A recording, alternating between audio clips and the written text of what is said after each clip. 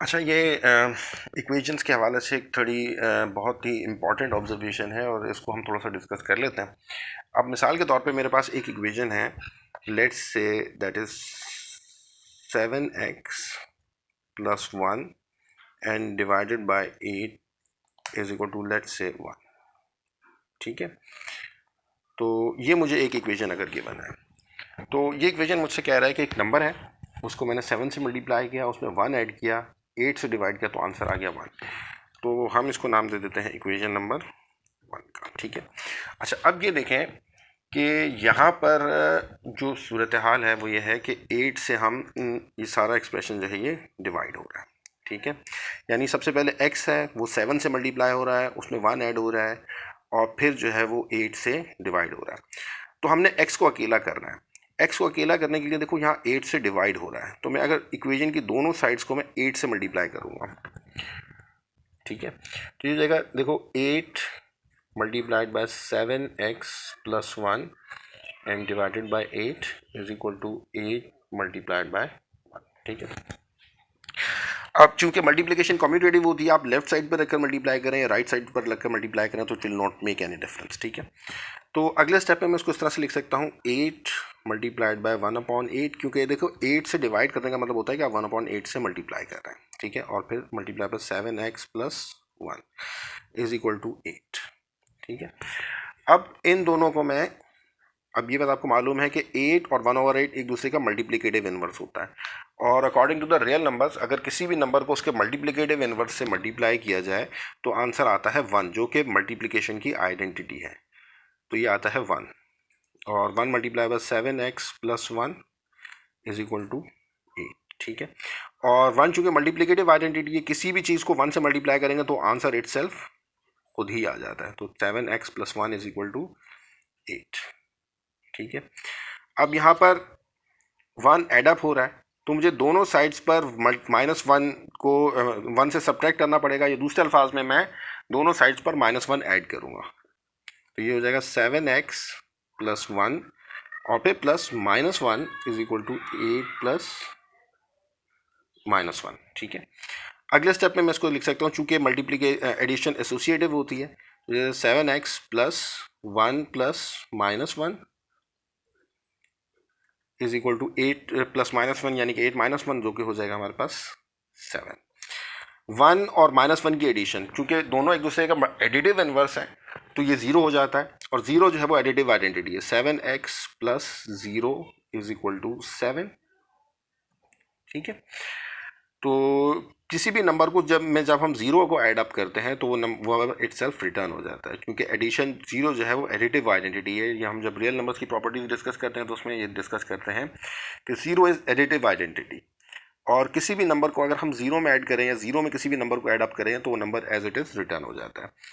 तो हमने 7x + 0 लिखा और 7x ही आ गया, 7x इज इक्वल टू 7 हो गया। अब यहाँ आप देखें 7 जो है यहाँ पर मल्टीप्लाई हो रहा है, अगर 7 से मुझे यहाँ पर ख़त्म करना है तो मुझे दोनों साइड्स को 1/7 से मल्टीप्लाई करना पड़ेगा, या दूसरे अल्फाज में 7 से डिवाइड करना पड़ेगा साइड्स। इसका मतलब ये हुआ, तो हो जाएगा 1/7 multiply by 7x is equal to 1/7 multiply by 7। अब 7 और 1/7 चूंकि एक दूसरे का मल्टीप्लिकेटिव इनवर्स होते हैं, तो ये जाएगा 1/7 मल्टीप्लाई बाय 7 और multiply by x is equal to, दोनों एक दूसरे को कैंसिल आउट करके 1 आ जाएगा, जो कि मल्टीप्लिकेटिव आइडेंटिटी है। इसका मतलब ये हुआ कि 7 और 1/7 एक दूसरे का मल्टीप्लिकेटिव इनवर्स है, तो इसका आंसर आ जाएगा 1। तो ये जाएगा 1 multiply by x is equal to 1, और 1 मल्टीप्लाई बाय x चूँकि 1 मल्टीप्लिकेटिव आइडेंटिटी है, तो इसका आंसर आ जाएगा x इज इक्वल टू 1। ठीक है, तो किसी भी इक्वेशन को जब हम सॉल्व कर रहे होते हैं तो हम इतने सारे स्टेप्स कर रहे होते हैं, यानी कि जिस तरह से मैंने यहाँ पर कहा कि 8 और 1/8 चूँकि एक दूसरे का मल्टीप्लिकेटिव इनवर्स है, दोनों एक दूसरे को मल्टीप्लिकेटिव इनवर्स है, दोनों की मल्टीप्लिकेशन का आंसर 1 होता है, जो कि मल्टीप्लिकेटिव आइडेंटिटी है। किसी भी नंबर को आप 1 से मल्टीप्लाई करेंगे तो वो नंबर इटसेल्फ आ जाता है। इसी तरह से 0, किसी भी नंबर 0 एडिटिव आइडेंटिटी है, किसी भी नंबर में अगर आप 0 को एडअप करेंगे तो वो नंबर एज इट इज़ आ जाता है।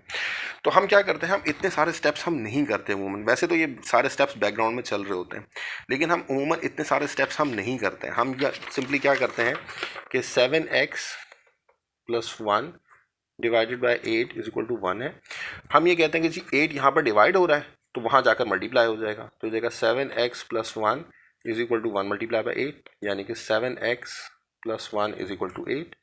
फिर हम अगले स्टेप में लिखते हैं कि चूँकि ऐड 1 यहाँ पर ऐड हो रहा है, वहाँ जाकर सब्ट्रैक्ट हो जाएगा, तो हो जाएगा 7x will be equal to 8 minus 1, ठीक है, जो कि 7x will be equal to 7।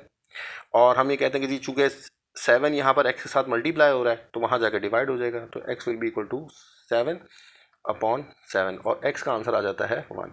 तो हम इतने सारे स्टेप्स जो है वो पीछे जो हमने 1 बाय 1 सारे स्टेप्स डिस्कस किए हैं वो हम इतने सारे स्टेप्स उमूमन नहीं करते, हम डायरेक्ट चीज़ों को जो है वो कर रहे होते हैं।